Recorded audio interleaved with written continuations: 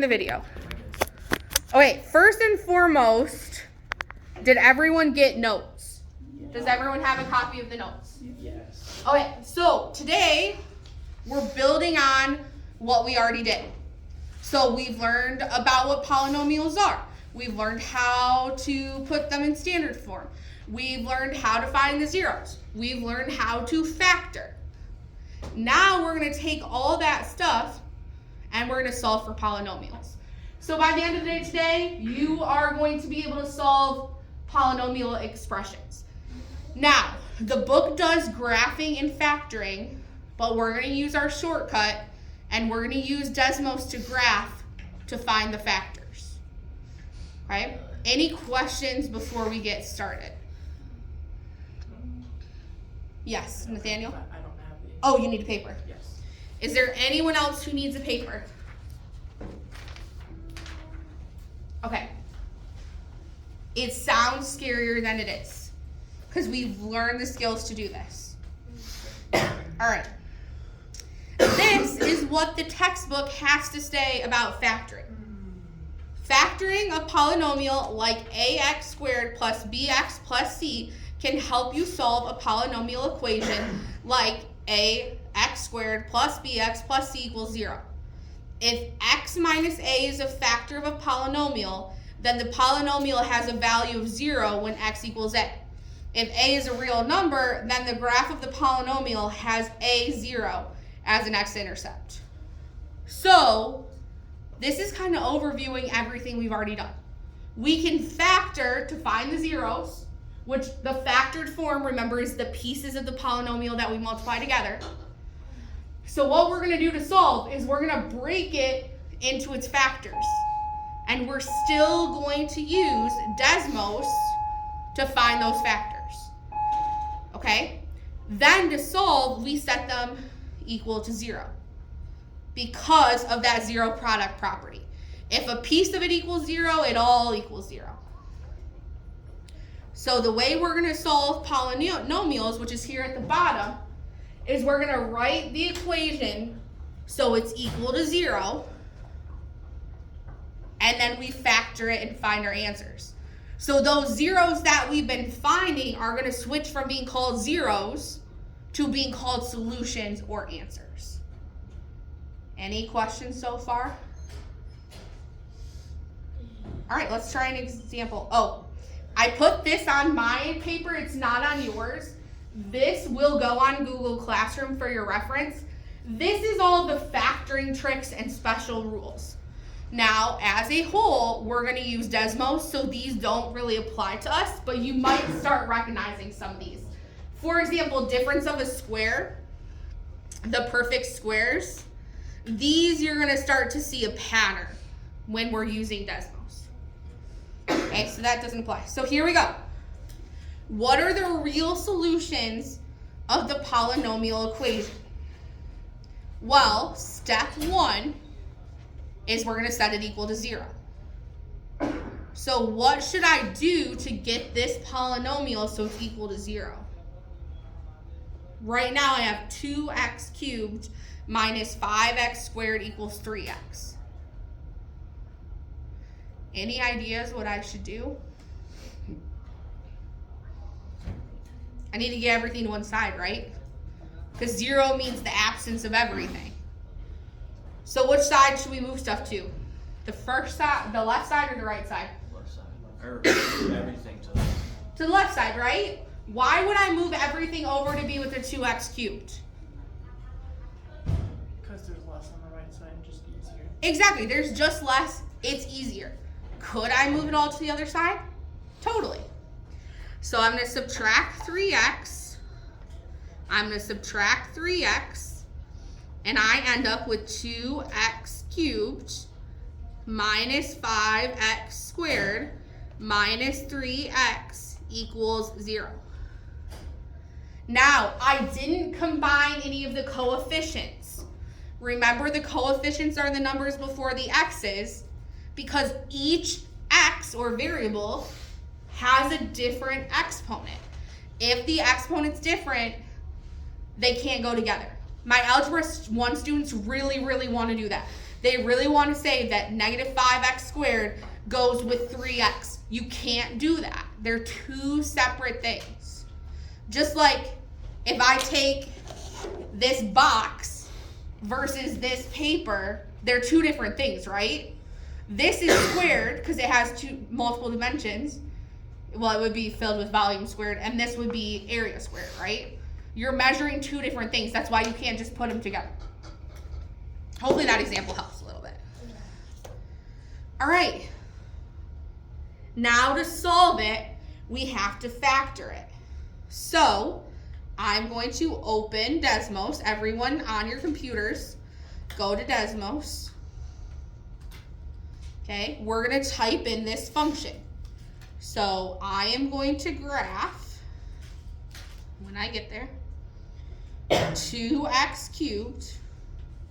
And make sure you're typing really carefully. I noticed when I was doing all the homework that there are some spots where I just typed wrong. So be careful with that. And if I make an error, please let me know.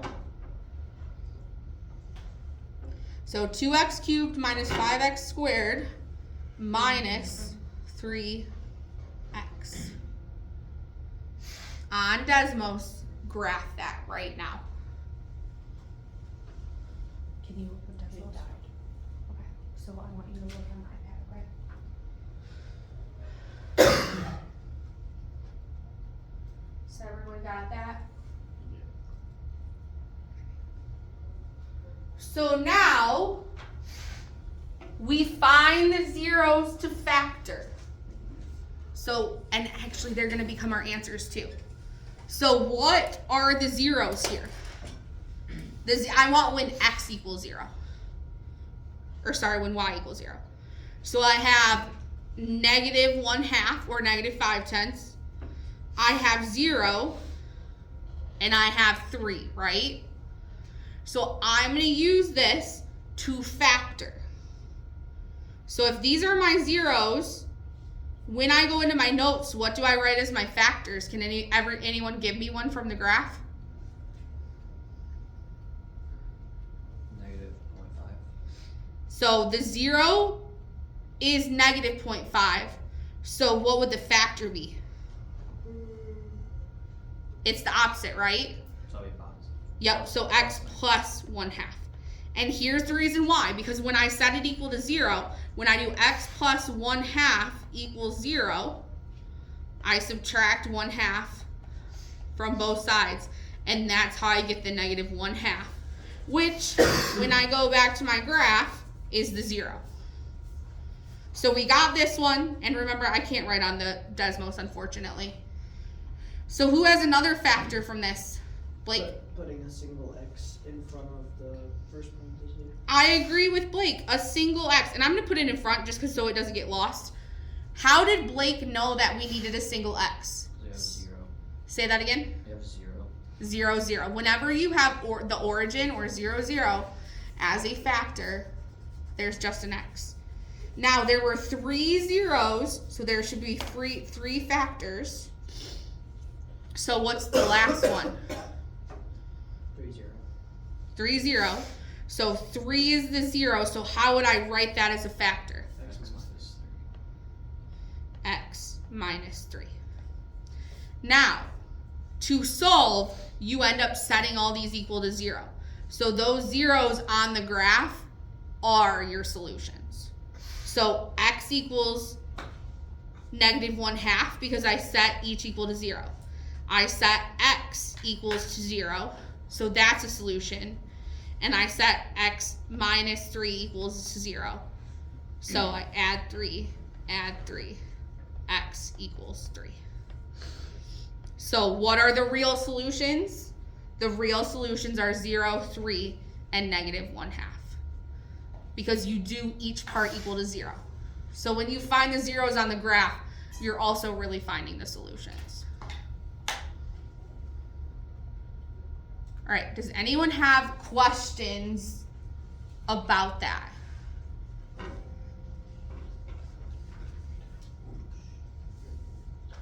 Okay, I want to zoom in on real solutions. When you're solving polynomials, it can get a lot more complicated than what we're going to do in class.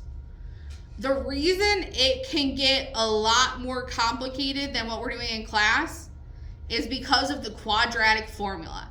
Does anyone remember the quadratic formula from Algebra 1? Okay, the quadratic formula is a special formula when you're solving quadratics. And it goes x equals negative b plus or minus square root b squared minus 4ac divided by 2a. I learned it in a song. I still have to sing the song to get it. This is the quadratic formula. This quadratic formula, we're not going to use it. We're going to use our graphs as a tool. The quadratic formula has this square root. Now, the square root is a real solution if and only if you can write it as a decimal. Because I'm thinking of radicals. Never mind, scratch that. But if you take a negative square root, it's what we call an imaginary number. Have you guys heard of imaginary numbers before? Yeah. So the square root of a negative number is imaginary. That's why it says real roots. We are not going to do imaginary roots. Now, if I ever miss one and it shows up and you're like, huh? Ask me about it, okay? Any questions about that? We will not be using the quadratic formula in this class. We will be using graphs. Okay. Example number 2. What are the real solutions of the polynomial equation? So, what is the first step to solving a polynomial equation? Blake? Combining like factors and then moving. Yep, combining like terms and moving them all to one side. You want all of this to equal 0. So right now, on your note sheet, I want you to make this all equal 0. Go. So you're going to move the term so it equals 0. You doing okay? It's a lot of what we've already done, so hopefully it's not feeling too bad. So how would I move all of this to this side or all of that to that?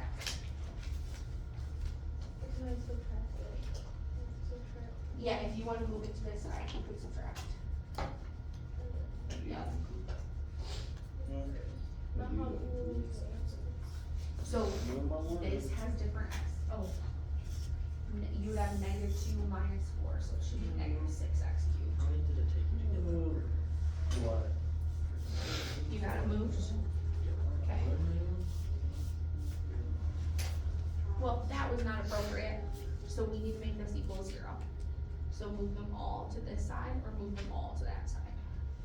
It doesn't matter which side you pick, just be careful with your negatives. Do they gotta be in order? Yeah, so you're gonna write it in standard form, and remember standard form, you put the exponents in order. I'll gladly do that. Dom, are you doing okay? Yeah, I'm good. I just got told some terrific news. Let's hold on to our terrific news till after the lesson. You wanna hear about it? After the lesson. Okay, I'll tell you. If it scars me and I can't sleep at night, it's gonna be all your fault. It involves the sticker on my phone. Alright, we'll talk later. I don't know if I wanna know. Alright, I'm hearing side chatter, so that's showing me that we must be done. Alright. I'm gonna wait until everyone's eyes are up here so I know you're ready. Who can help me out? How do I get this so it's all equal to 0? Blake? So first you're gonna plus the 2x3 to the other side and combine the like terms. Right. Could I go the other direction? Yes. Yeah. Yes, I absolutely could. Now, I wrote 2x cubed under 4x cubed. Why did I write 2x cubed under 4x cubed? Because you can combine them. They're like terms. Alright, so now I have x to the 5th. What's 4x cubed plus 2x cubed? 6x Plus 6x cubed equals 5x to the 4th. Am I equal to 0 yet? No. What do I need to do to get equal to that 0? Subtract the 5x.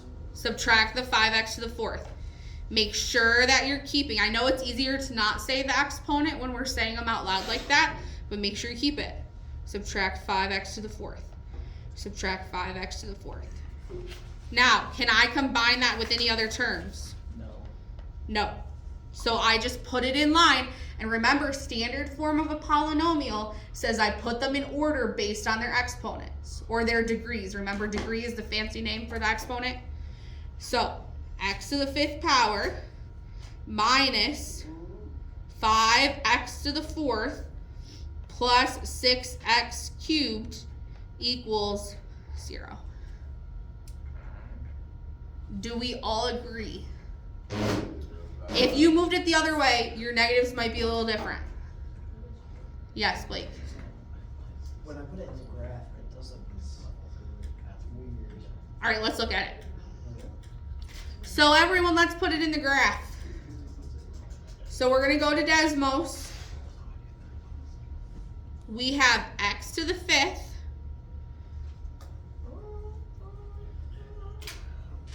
So wait, yeah, x to the power of 5. Oops. I hear some voices. Stick with me. I'll give you a break in just a second. You can try the next one on your own. So x to the 5th. What was next? Minus 5x to the 4th. Thank you. Minus. Come on, iPad. There we go. Minus 5x to the 4th. And remember, you can do shift and then that little caret to just type it on yours. Doesn't matter if you do 6x to the 3rd or 5x to the 4th. Nope, order doesn't matter. All right, what was the last one? 6x to the 3rd. Plus 6x to the 3rd. All right, check my work. Did I get it right? Blake, do you agree with this one? Yep. Yeah. Okay, so yeah, it's got this weird little thing. Do you remember when we talked about multiplicity yesterday? Remember when we talked about, like, let's say I have a factor of x plus 2. We're pretending. Remember that we said if this only happened once in the factors, it would look like a straight line like it does right here? Actually, that should be x minus 2, but so it would be here. It would look like a straight line if it only happened once. If I had a parabola like this, then I would have that factor twice. Do you guys remember talking about that? Here, this is 0. This graph is actually similar to an x to the cubed graph. So what this is saying is that x to the 3rd power is a factor. Does that kind of explain the weird shape? When you look at the shape of the graph at that 0, it tells you the exponent at that 0. So at the 0 of 0, it looks like an x cubed graph. So x is a factor 3 times. I know it's kind of confusing. That's that multiplicity piece we talked about a little bit yesterday. Does anyone have questions about that? Okay, so what are my zeros or my solutions? Because my zeros are my solutions, right? Who's got a solution for me? Say it. What is it? 0, 0. 0, 0, or just 0. What's another one? 0. Say that again. 2, 0. 2, 0, yup. And what's the last one? 3, 0. So when I go back into my notes, the solutions, it's difficult. We're going to practice today. We're going to practice tomorrow, and I can answer any questions that you have. So they were 0, 2, and 3, correct? Yeah. 2 and 3. And the reason why is because when I factor this, when I turn this into factored form, I get x cubed, because it looked like a cubic graph, and then I get x minus 2, x minus 3. And that's how you get the solutions. The zeros are your solutions. Does anyone Okay, have so- questions right here? So if it was a negative, like, if it was negative 3, 0, would it be x The plus? factor would be positive 3, so it would be written. So then we're playing if. If I have a 0 at negative 3, Yeah, the solution would be. is the same, which is negative 3. The factor Would be. is the opposite, which is x plus 3. Okay. Because what you're really doing is you're setting that factor equal to 0. Yeah. You're doing x plus 3 equals 0, which is x equals negative 3. Okay. That's a really good question. Does anyone else have a question right now? This will take practice. It is okay if you're feeling a little confuzzled right now. Let's try one in groups. Here's example 3. You may work with the people sitting around you. Go ahead and try this. We'll go over it in a few minutes.